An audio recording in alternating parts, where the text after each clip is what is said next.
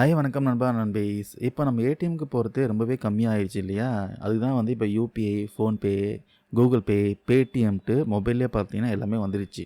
Digital cash transaction அதிகமாக use பண்ணுறதுனால பேங்க்லாம் பார்த்தீங்கன்னா இப்போ ஏடிஎம்ல மூட ஆரம்பிச்சிருக்காங்க. இதே விஷயமா நம்ம ரிசர்வ் பேங்க் ஆஃப் இந்தியா ஒரு முக்கியமான அறிக்கையை வந்து வெளியிட்டிருக்காங்க. இந்தியாவில் டிஜிட்டல் பண பரிவர்த்தனை வந்து ரொம்ப வேகமாக அதிகரித்து வரதுனால ரொக்க பணம், அதாவது பிசிக்கல் கேஷ் ட்ரான்சாக்ஷன் குறைஞ்சிருக்கான். இதன் காரணமாக ஏடிஎம்ல மக்கள் நடமாட்டம் வந்து குறைஞ்சிருக்கு. குறிப்பாக கிராமப்புறம் மக்கள் அதிகம் வராத இடங்கள்ல ஏடிஎம்கள்லாம் பேங்க் மூட ஆரம்பிச்சிருக்காங்க.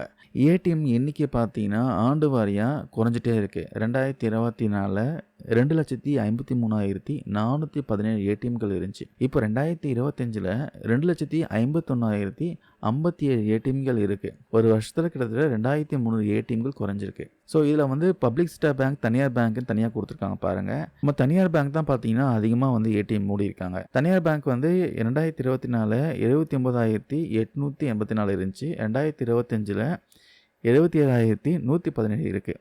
பப்ளிக் செக்டர் பேங்க் பார்த்தீங்கன்னா 2024 1,34,694 இருந்துச்சு.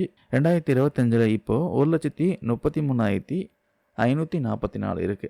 ஸோ என்னதான் வந்து ஏடிஎம்கள் குறைஞ்சாலும் வங்கி கிளைகள் பார்த்தீங்கன்னா அதிகரித்திருக்கு. அதாவது புதிய வங்கி கிளைகள் பார்த்தீங்கன்னா கிட்டத்தட்ட லாஸ்ட் இயரை விட இந்த வருஷம் 2.80% பார்த்தீங்கன்னா அதிகரித்திருக்கு.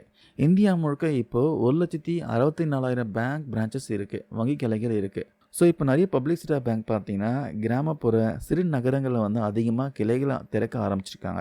லாஸ்ட் இயரை விட அதிகமாக பார்த்தீங்கன்னா கிராமப்புறத்துலையும் சிறு நகரங்களையும் நிறைய பிரான்ச்சஸ் வந்திருக்கு. ஸோ ஏடிஎம்மில் பார்த்தீங்கன்னா பராமரிப்பு செலவு அதிகமாக இருக்குது. டிஜிட்டல் பரிவர்த்தனைகள் வந்து பாதுகாப்பாகவும் வேகமாகவும் இப்போ இருக்கிறதுனால ஏடிஎம்மை வந்து குறைச்சிருக்காங்க. யூபிஐ டிரான்சாக்ஷன் ஃபெயிலியர் ரேட்டும் பார்த்தீங்கன்னா இப்போ ரொம்ப கம்மியாக இருக்குது. அதிகமாக டிரான்சாக்ஷன் ஃபெயிலியர் ஆகிறதில்ல. அதனால் அரசும் ஆர்பிஐயும் பார்த்தீங்கன்னா டிஜிட்டல் இந்தியா திட்டத்துக்கு அதிக முக்கியத்துவம் கொடுக்குறாங்க. இருந்தாலும் வயதானவர்கள், நெட்வொர்க் இல்லாத பகுதிகள் இதெல்லாம் வந்து கன்சிடர் பண்ணியே ஆகணும். இங்கெல்லாம் ஏடிஎம்கள் ரொம்பவே அவசியம். அதனால தான் ஏடிஎம்களை வந்து முழுசாக நீக்காமல் தேவையில்லாத இடங்களை மட்டும் இப்போ மூடியிருக்காங்க. ஸோ இந்த ஏடிஎம் குறைப்பு விஷயமா உங்களுடைய கருத்துக்கள் ஏதாவது இருந்தால் கமெண்ட்ஸில் சொல்லுங்கள்.